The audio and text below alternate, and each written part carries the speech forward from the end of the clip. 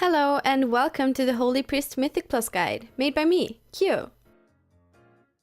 In this video, I will be going through baseline Holy Priest talents and stat priority for Mythic Plus. In the videos following this one, I will take you through all the 12 weeks of affixes of BFA Season 2 with Reaping. If you want to be a part of the community, feel free to join the Discord, which is linked in the description below. Holy Priest has long been primarily a raid healer, and is an excellent starting spec for anyone who's looking to get into healing. In other aspects, however, it hasn't been giving that much love. I'm looking to spread awareness and knowledge for anyone who wants to take their Holy Priest into the higher, more competitive side of Mythic Plus. Starting out with the talents. As for the first row, you want to primarily run Trail of Light. This talent makes the last target you flash heal for 35% of your new flash heal. Not insanely strong, but a great way to get some extra heals out. Run with Enlightenment for weeks you find mana heavy, for example, some tyrannical weeks or grievous. For the second row, we have Angel's Mercy, which, depending on how much damage you take, gives us a noticeable cooldown reduction on our significant defensive Desperate Prayer. Run with Angel's Mercy, or if you don't feel so squishy, Angelic Feather, our speed buff. The third row is remotely dependent on which week it is. Cosmic Ripple. Every time your holy words come off cooldown, you emit an AoE heal. Cosmic Ripple is an excellent talent for weeks that are AoE heavy. Guardian Angel reduces the cooldown of Guardian Spirit to 60 seconds every time it is not consumed on your target. This talent is useful for every week you wouldn't use Cosmic Ripple. Think about it this way. Cosmic Ripple helps a lot for that ticking damage on tyrannical weeks, while Guardian Angel works better on fortified weeks, or weeks when the tank takes extra damage. The fourth row brings us to our CC utility. We have Shining Force, a strong AoE knockback, Censure, a 5-second single target stun, and Psychic Voice, a cooldown reduction to our AoE fear, Psychic Scream. This is entirely up to you and what you feel comfortable with in your group. You would typically run with a knockback as means to help the tank kite. It's very useful to interrupt Reaping Ghosts, and for Sanguine weeks, when some mobs can get stuck in Sanguine. Check in with your group. The fifth row has us choose between Surge of Light and Circle of Healing. Surge of Light occasionally makes flash heal instant and costs no mana, and is randomly proccable through all of our healing spells, as well as Smite. Circle of Healing is an instant AoE heal with a 15-second cooldown. Binding Heal's only positive is that it reduces the cooldown of Holy Word Sanctify and Serenity by 3 seconds per cast. However, it is not very strong of a heal, nor very mana efficient. I would recommend simply running with Surge of Light to save time and mana. None of the talents in the sixth row are very strong or efficient for us.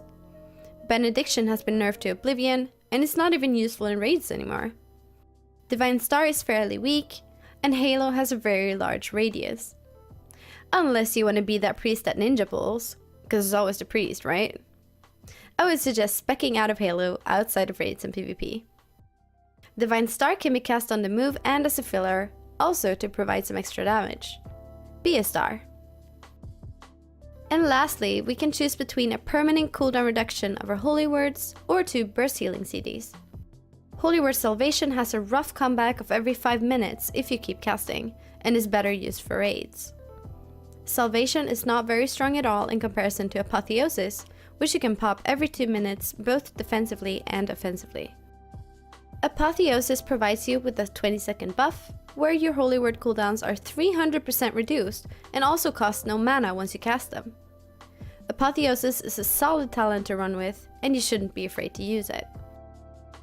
Light of the Naru gives us a permanent 30% cooldown reduction on our Holy Words, but overall provides little to no value when we put it side to side with Apotheosis. A dungeon run is never gone through with consistent healing, and so preparing burst is imperative. Great!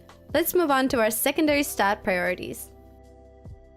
You probably heard that Mastery has no value in Mythic Plus whatsoever. That can be backed up in some ways. What can a tiny heal tick do in a dungeon run where burst is essential? The answer is more than you think. Mastery increases the little buff called Echo of Light that procs from a Holy Priest's every healing spell. Echo of Light will passively heal for 6 seconds with 2 ticks after the successful spell is cast. How much it will heal depends on your mastery percentage. Let's get an example. I have 30% mastery and 100k health. I proc Echo of Light by casting a flash heal, which let's say heals me for 20k. Echo of Light will now heal me for 6k over 6 seconds, which is 3k per tick. Now imagine if my flash heal crit and heal for 40k instead. Echo of Light will now heal me for a total of 12k. In any downtime, you still have 6 more seconds of healing. This means that your targets are still healing even when you're not casting any spell. The stronger the heal, the stronger the ticks from your mastery will be, and you will be passively healing more. After every successful heal, the buff will refresh, so it doesn't stack. Unlucky. Now, Echo of Light doesn't do nearly as close to the healing a casted spell would, but it does have more value in mana draining encounters and weeks, like Quaking and Grievous. Combined with the Cosmic Ripple talent, you have even more passive healing. I typically try not to let my mastery fall below 28%, with the exception of some affixes.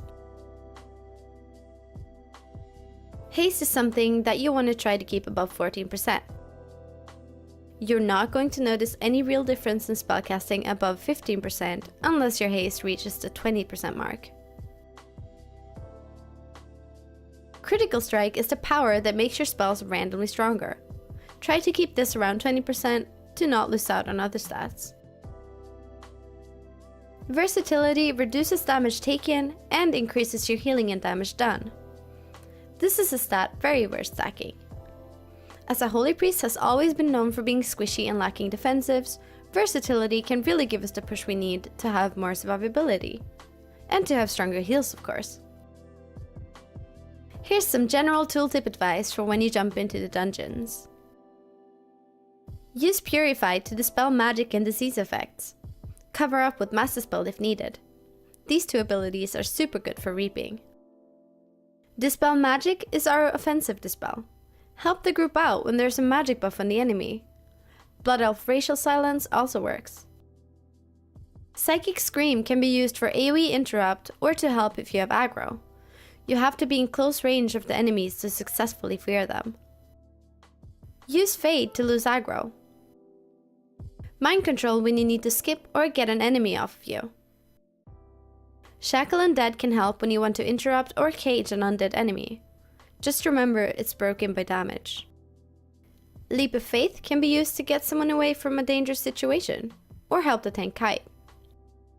Symbol of Hope can be used in mana draining encounters, and is also affected by haste buffs. As we progress through BFA, there are many new updates and adjustments to our Azerite gear. Due to this, I will not go through gear and traits in this video. I hope you found some value in this guide, and thank you very much for watching.